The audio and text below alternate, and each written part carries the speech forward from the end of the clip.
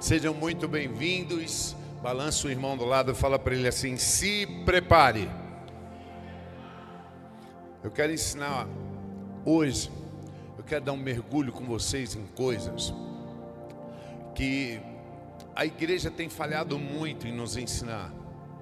Nós, 99% das vezes, estamos fundamentados em méritos, em conquistas, em realizações pessoais, e a gente não entende que nós temos uma promessa, que é por fé que nós vamos acessar. A forma de Deus pensar, ela precisa ser acessada por nós. Existe uma falha muito grande de carência da igreja de estar buscando as mãos de Deus, o tempo todo as mãos de Deus. E nós acabamos como crentes mendigos, sabe? Buscando só bênçãos, só bênçãos. E a gente não entende essa conotação na mente de Deus. Nós não conseguimos entender que para Deus funciona de outra forma. Que Deus pensa de uma forma diferente. Não é assim que Deus pensa. Se você não pensar como Deus, a própria palavra de Deus, ela nos fala em Amós, que duas pessoas não podem caminhar juntas se elas pensarem diferente.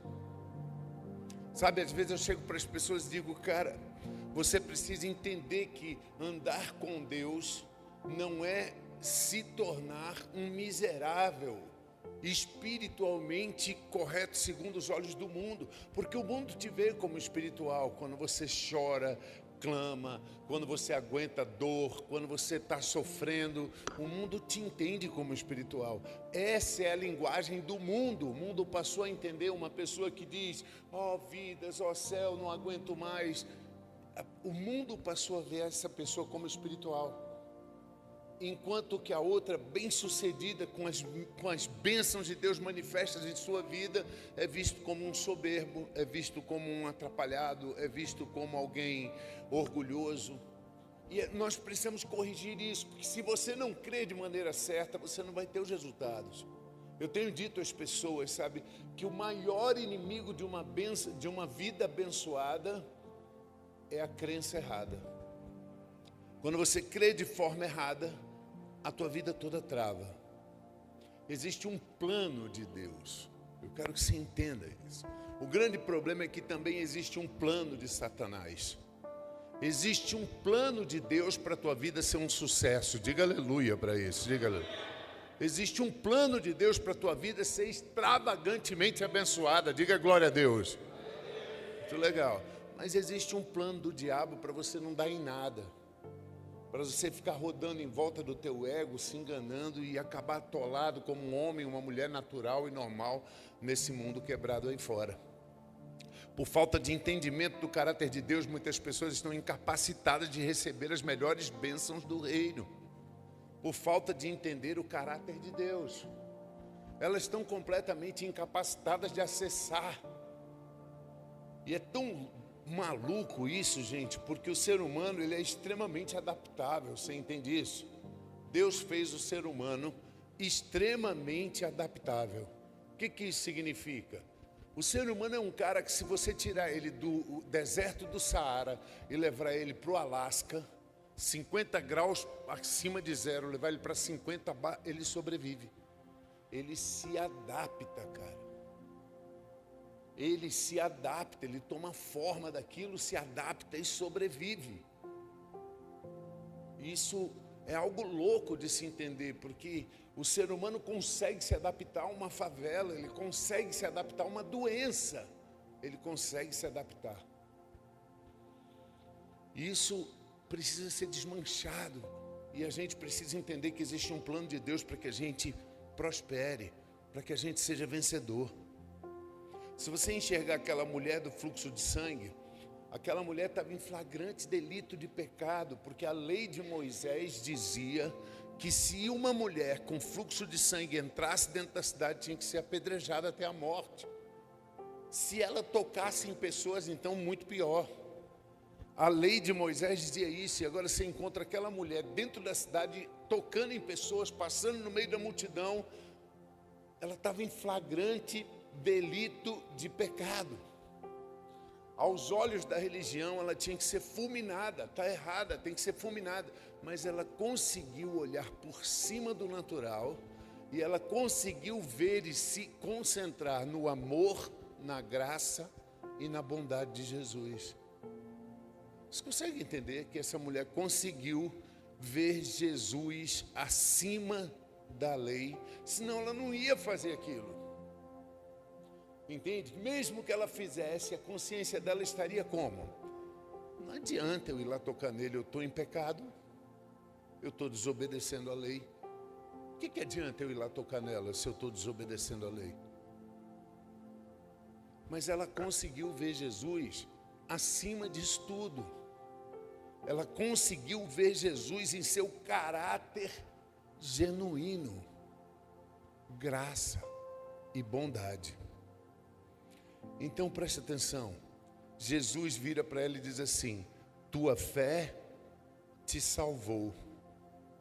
Interessante, porque como um homem inteligente eu consigo ver que para Jesus fé é você conseguir vê-lo em seu caráter de graça e bondade. Você consegue pegar? Ele diz, a tua fé te salvou. Eu consigo enxergar que para Jesus fé é você vê-lo e abordá-lo em seu caráter de graça e de bondade. Aquela mulher não estava prestando atenção na fé dela. Aquela mulher não estava feito muitos cristãos preocupados se a fé dela ia funcionar, se a fé dela não ia funcionar, se ela tinha fé, se ela não tinha fé, se ela tinha orado. Ela não estava prestando atenção na fé dela, ela estava prestando atenção em Jesus, em seu caráter de graça. Uma perspectiva correta dele. Então Deus me deu uma frase assim, olha, quando vemos Jesus na sua graça, ele se vira e me vê na minha fé. Olha isso que legal. Sempre que eu conseguir olhar para ele, ver ele na sua graça e bondade, ele vai se virar e vai me enxergar na minha fé. Sempre que você olhar para ele e conseguir vê-lo em sua graça, então ele vai virar e vai te enxergar na sua fé. Mas quando nós não somos ensinados o suficiente para ver Jesus em seu caráter de graça, nós somos impedidos de receber as bênçãos terrenas. E eu fiz questão de citar essa palavra, bênçãos terrenas. Por quê? Porque nós acabamos espiritualizando tudo. E aí tudo acaba sendo espiritual, celestial. Tudo acaba sendo bênçãos espirituais, crescimento do espírito, tudo acaba sendo assim. Mas eu quero te dizer que as nossas bênçãos espirituais, e é a partir desse texto que a gente começa a confundir isso tudo. Põe aqui, Efésios 1, verso 3. Efésios capítulo 1, no verso 3, diz assim: bendito Deus e Pai do nosso Senhor Jesus Cristo, que nos tem abençoado com toda sorte de bênçãos espirituais nas regiões celestiais.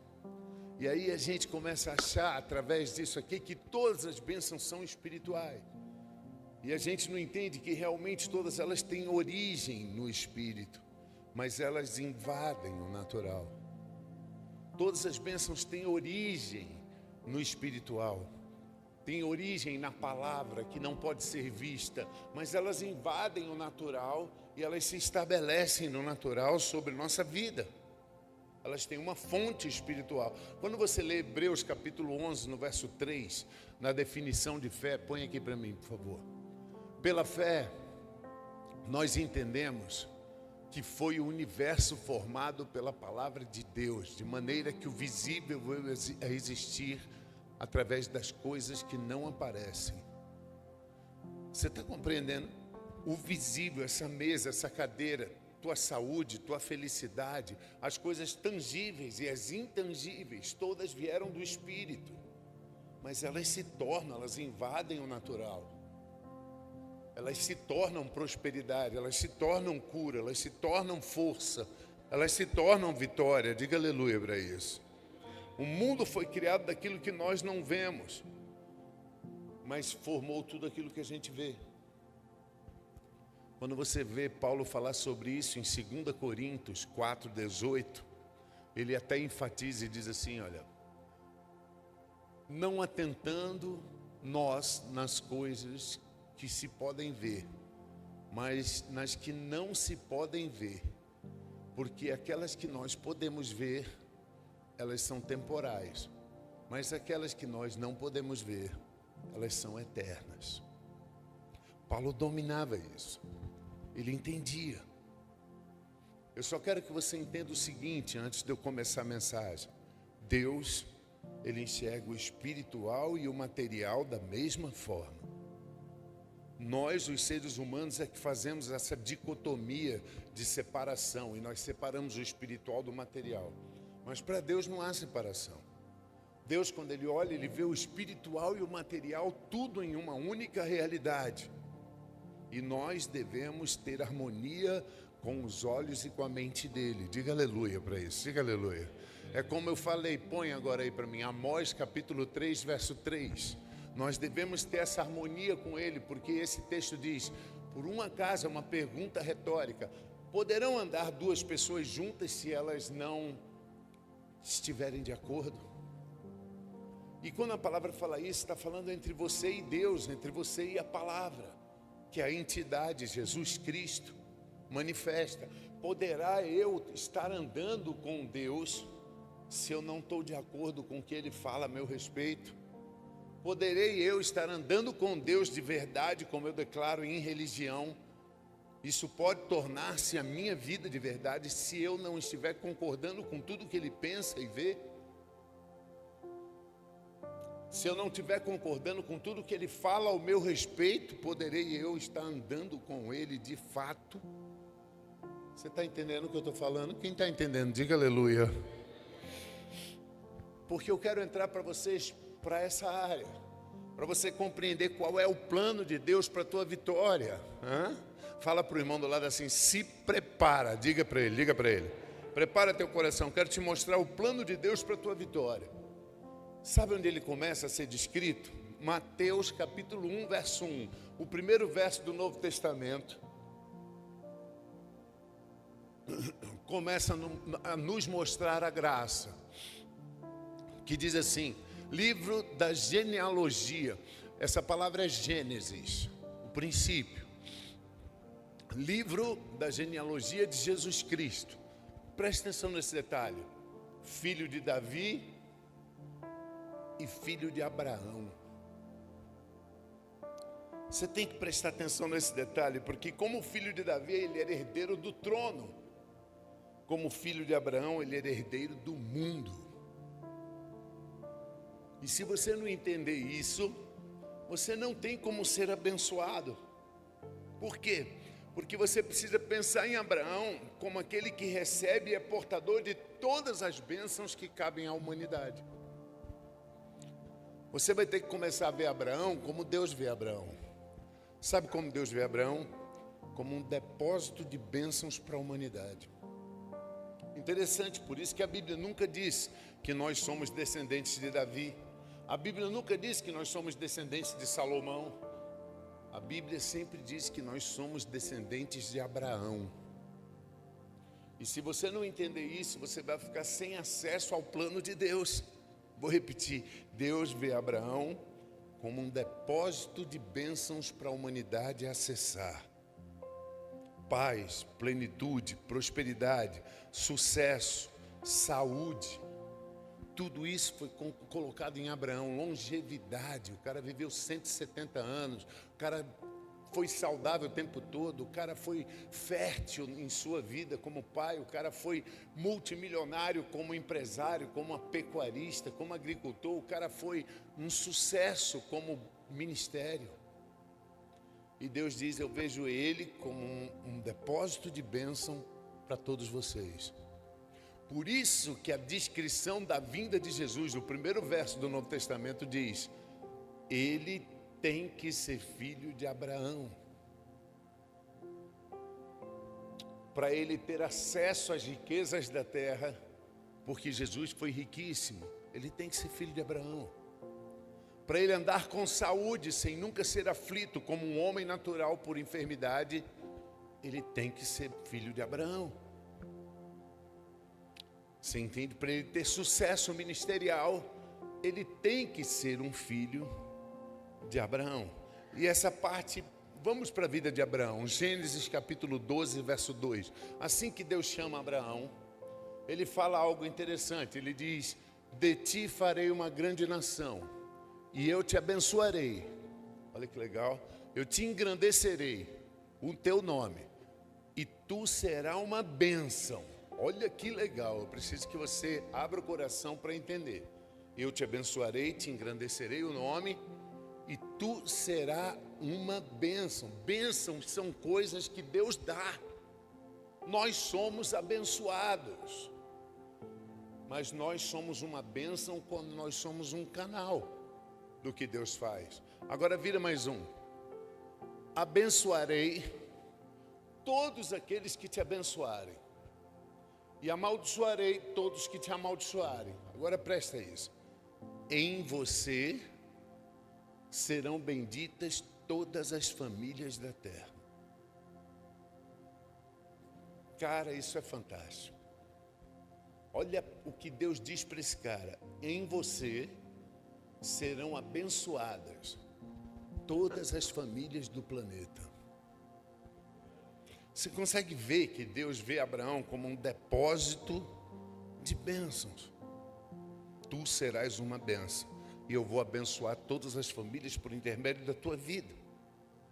Quando você vai agora entender Gálatas, põe aí para mim, capítulo 3, no verso 16, nós vamos entender que todo o segredo está em ser descendente desse cara. Todo o segredo está em nós sermos descendentes desse cara chamado Abraão. Por quê, pastor? Porque um descendente herda a herança. E nós precisamos agora entender isso. E a Bíblia diz assim: as promessas, elas foram feitas a Abraão e ao seu descendente. Fala no singular, não está no plural. E ele ainda completa e diz: não está no plural, não diz aos descendentes, como se falando de muitos, porque senão a confusão poderia estar feita, porque humanamente falando, os descendentes de Abraão são os israelitas que estão em guerra.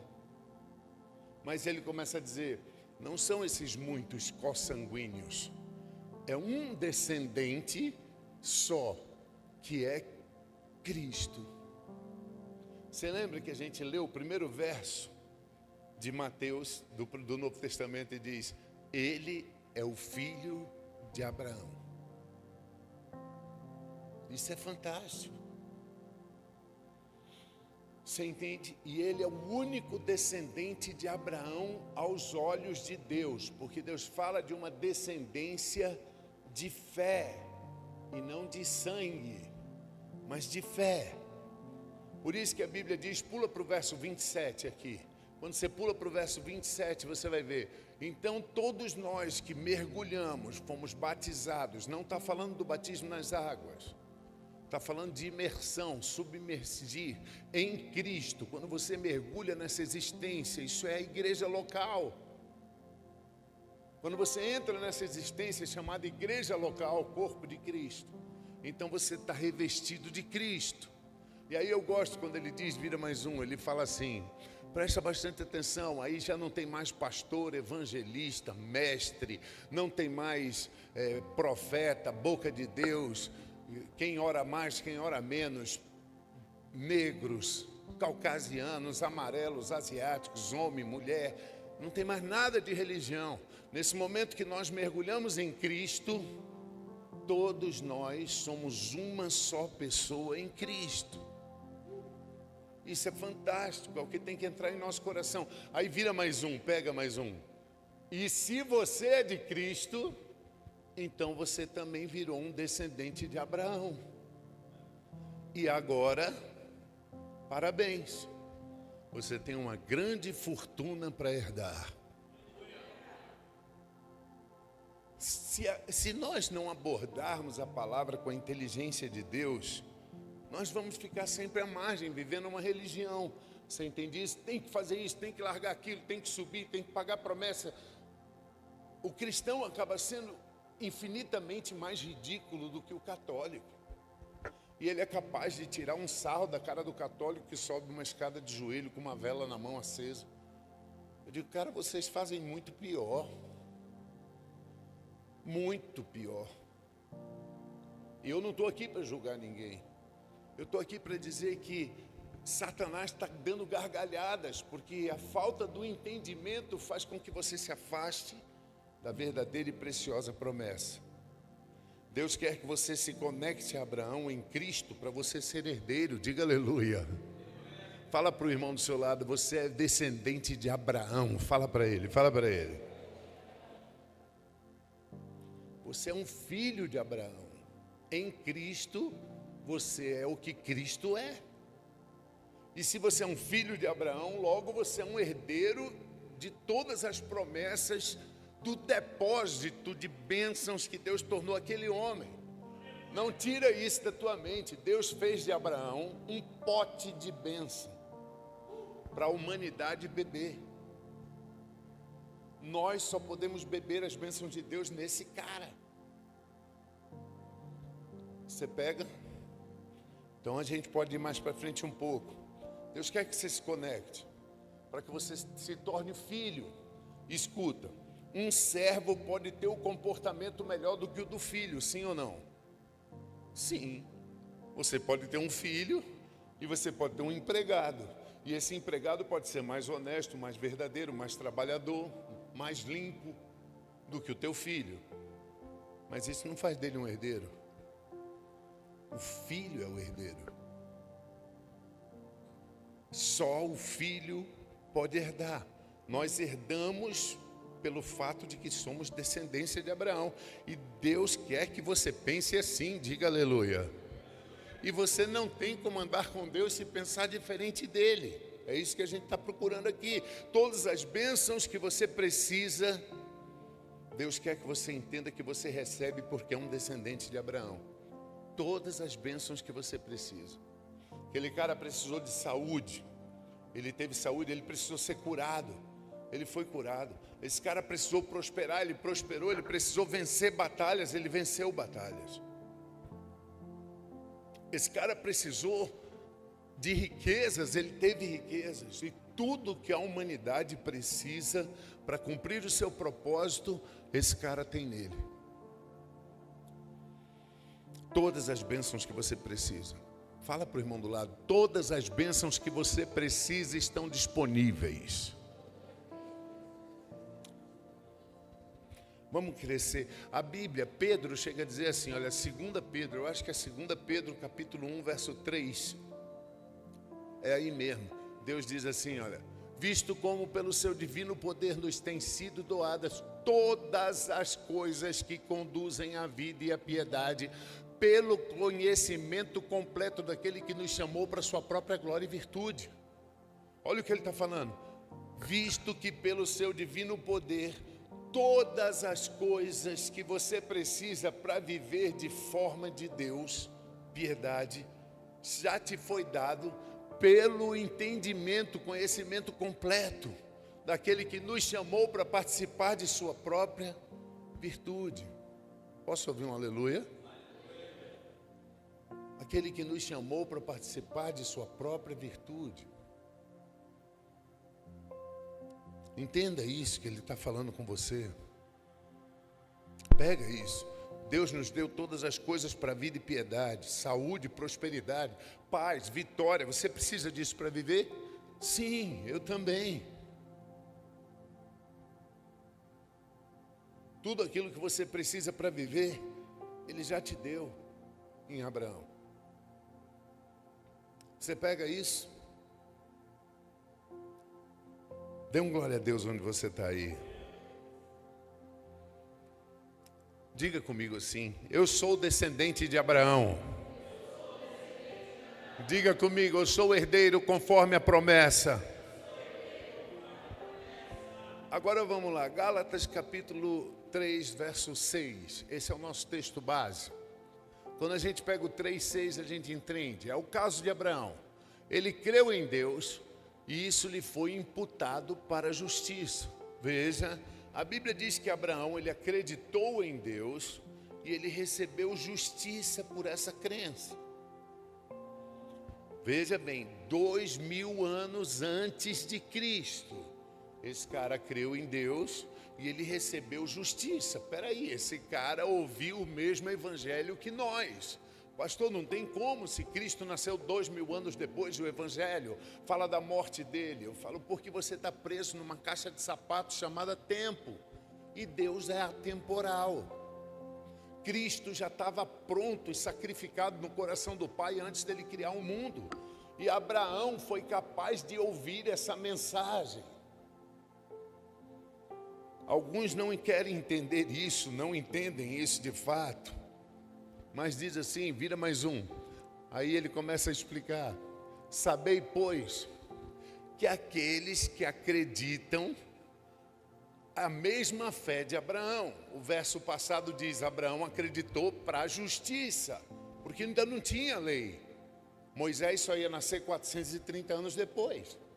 Abraão creu e recebeu justiça. Aí a Bíblia diz, os que creem igual a ele são os filhos.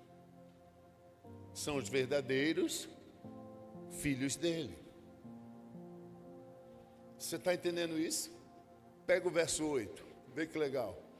O 8 diz assim, ora, tendo a Escritura previsto que Deus justificaria pela fé os gentios, veja que está falando o tempo todo de uma fé preciosa. Não é a fé para ser curado, não é a fé para prosperar, é a fé para se tornar justiça.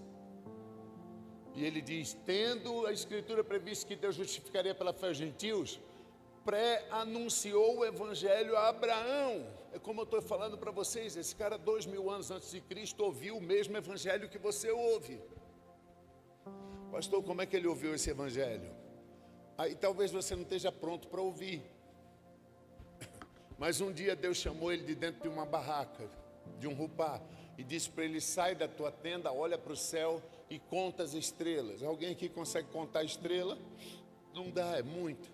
Mas o que Deus estava falando não é conta no sentido numérico, 1, 2, 3, 4. Era conta no sentido de contar histórias.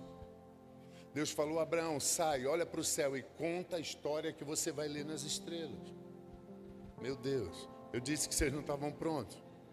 Aí de repente o cara sai lá fora e ele olha para o céu e ele vê 12 constelações, que hoje vocês chamam de zodíaco. Porque Satanás, ele pode deturpar a criação de Deus, ele nunca criou nada. Então todo o trabalho dele é deturpar o que Deus criou. Mas existem 12 constelações lá em cima, que começa por uma virgem. E aí quando você vai andando, ela passa pela balança da justiça, e depois passa pelos peixes do evangelismo, e depois você vê o aquário das igrejas, e depois você vê o cordeiro, o cabrito do sacrifício, e aí você vê também o touro do sacrifício, mas lá na frente ela termina com o leão da tribo de Judá. E aí você vai entender que aquela constelação conta exatamente o evangelho de Cristo. Por isso que Satanás demonizou aquela história. Hoje é demoníaco você falar de zodíaco, porque Satanás demonizou essa história. Então nesse momento Deus fez o que com Abraão? Leia lá. Ele chama ele para fora e conta o evangelho para o cara nas estrelas. Ele diz, agora escutou, entendeu? Aí Abraão viu o mesmo evangelho que você recebe e creu.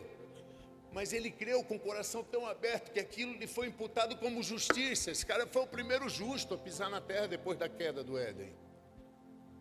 Pela fé em Cristo. Meu Deus, isso é muito louco. E aí você vai ver, você volta para o verso 6. Volta para o verso 6. Aí você... É o caso dele, ele creu e recebeu a justiça que nós, muitas vezes, 4.000 anos depois, ainda não entendemos. 4.000 anos depois você vê a igreja querendo pagar preço para poder receber um milagre. E no verso 7, vira mais um, diz, saiba pois uma coisa, filho, que aqueles que acreditaram como ele, são os filhos que vão herdar o pote de bênção que Deus fez dentro dele. Vira o 8. Tendo a Escritura previsto que Deus justificaria pela fé os gentios, anunciou o Evangelho a Abraão, e diz mais uma vez, todos que acreditarem como você, serão abençoados em você.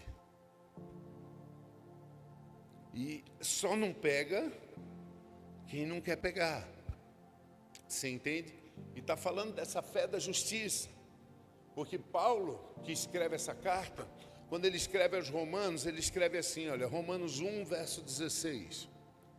Paulo, que escreve essa carta, quando ele escreve aos Romanos, ele diz assim, ó, pois eu não tenho vergonha do Evangelho, porque ele é o poder de Deus para a salvação de todo aquele que crê, primeiro do judeu e também do grego. Vira mais um.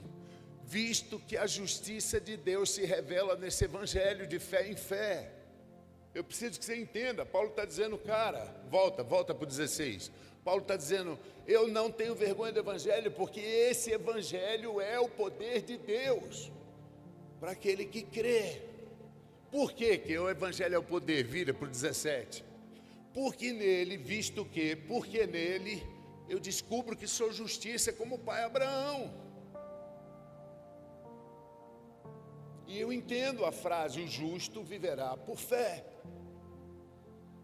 Você está pegando isso? Abraão ouviu o mesmo Evangelho que nós. E Deus quer que nós nos identifiquemos com Abraão, para que nós sejamos portadores das promessas e bênçãos que foram depositadas nele. Se você entender isso, que essa fala-se só da fé, da justiça, você vai entender que a lei se tornou o empecilho para recebermos as bênçãos. Por quê, pastor? A lei é do diabo. Não, ela simplesmente é perfeita. E para receber essas bênçãos, tem que ser perfeito como ele foi, imputado de justiça. Só os que estão nessa mesma condição que vão receber. Você entende? E a lei passa a ser um empecilho, porque a lei é perfeita. E é muito claro que ninguém será justificado por ela. Gálatas 3:11. Nós estamos lendo dentro de Gálatas 3, você percebeu toda a história. É evidente que pela lei ninguém é justificado diante de Deus. E ele repete, porque o justo só pode ser justo pela fé. E só os que crerem ao ponto de se tornar justos. Você vê que Romanos 4,13, pega aí, é overdose de palavra. Romanos 4,13 diz assim, não foi por intermédio da lei que Abraão e a sua descendência, diga, opa, está falando comigo, diga. Fala bem alto, está falando comigo. Você tem que entender isso para você se posicionar. Diz assim, olha, não foi por intermédio da lei que Abraão e a sua descendência coube a promessa de ser herdeiro do mundo. Foi mediante a justiça que vem pela crença. Vamos estender um pouco mais a leitura. Gálatas 3 de novo. Vamos lá, eu quero que fique no seu coração, no verso 6. Agora eu vou ler até o 10. É o caso de Abraão que creu em Deus e isso lhe foi imputado para a justiça. Sabei, pois, que os que são da fé, que são filhos de Abraão. Ora, tendo a Escritura previsto que Deus justificaria pela fé os gentios, pré-anunciou o Evangelho a Abraão. Em ti serão abençoados todos os povos. Agora veja, de modo que os que têm essa fé são abençoados junto com o crente Abraão. Agora veja o 10, vira o 10. Todos quantos, pois, são da obra da lei, são malditos. Meu Deus. Você entende? Olha como é clara a palavra. Todos, pois, quantos estão tentando praticar a lei, eles estão desconectados de Abraão. E se todas as bênçãos, entenda isso, para de ser carente. Para de ser carente, irmão. Se você entender que todas as bênçãos que tem para você estão no pote chamado Abraão, se você tenta ser justo por lei, por obras, por roupas, por usos, por costumes, você está desconectado do pote onde estão todas as bênçãos. Por isso que se você tiver pela lei, você é maldição. Vocês estão entendendo? Todos que são da obra da lei estão debaixo de maldição, porque está escrito, maldito todo aquele que não permanecer em todas as coisas escritas no livro para praticá-las. E ninguém consegue praticar todas. Vira para o 11, que eu já li. É evidente que ninguém consegue. Por isso que se desconecta de Abraão. Porque a nossa conexão com Abraão é feita quando nós nos tornamos como ele, a justiça de Deus. Isso só é possível por fé. E quando você se torna a justiça de Deus, você acessa o pote das bênçãos. Meu Deus. Todas as vezes que você se vê justiça, você acessa o pote das bênçãos. Gênesis capítulo 12, vamos lá, verso 2, vamos dar uma olhada de novo. De ti farei uma grande nação e te abençoarei, engrandecerei o teu nome. Sê tu uma bênção. Vira o verso 13. Abençoarei os que te abençoarem, e amaldiçoarei os que te amaldiçoarem, e em ti serão abençoadas todas as famílias da terra. Eu tenho muita pena, arde meu coração. Agora você vai entender porque que eu me faço em mil, porque que eu prego aqui de manhã, vou para o Embu das Artes pregar à noite, vou para Balneário Camboriú fazer conferência, vou para Minas Gerais, para Timóteo fazer conferência, porque eu tenho desespero de ver que algumas famílias já passaram, já se destruíram e não acessaram aquilo que era delas, por falta de crença. Algumas famílias já passaram e já perderam o que estava pronto dentro de um pote, porque elas não foram ensinadas, que crime, a acessar o pote de ouro, chamado Abraão. Então eu creio que eu e vocês, nós, temos uma missão de não deixar que outras famílias passem sem receber, diga aleluia. Nós temos uma missão de não deixar que outras famílias sofram sem receber aquilo que pertence a elas. Diga glória a Deus aí onde você está. Isso é fantástico. Eu quero continuar com vocês aqui. Uau! Pega isso que eu estou te passando. A igreja pensa que essas bênçãos são apenas espirituais e celestiais. Eu comecei pregando isso. Mas veja, essa palavra benditas aqui, ó, em ti serão benditas ou abençoadas todas as famílias da terra, é a palavra hebraica barak. Barak significa abençoar, abençoarei.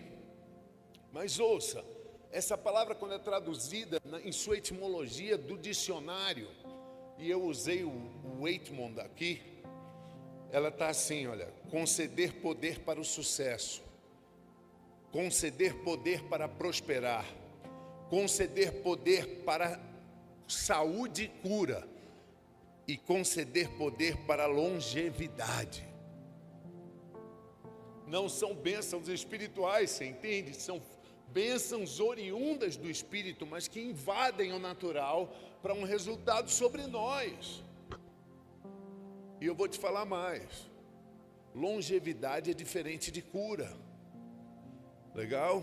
Para que você tenha longevidade, é lógico, você tem que ter cura. Então, cura está contida em longevidade. Mas você ser curado não implica em você viver muito. Longevidade não está intrínseco em cura. Cura está intrínseco em longevidade. Mas longevidade não está intrínseco em cura. Por que eu estou te falando isso? Que a promessa de longevidade só se encontra no baraque de Abraão. Esse cara viveu 170 anos. Você está ouvindo isso? Deus nos promete longevidade na bênção dele. Na palavra nós temos cura.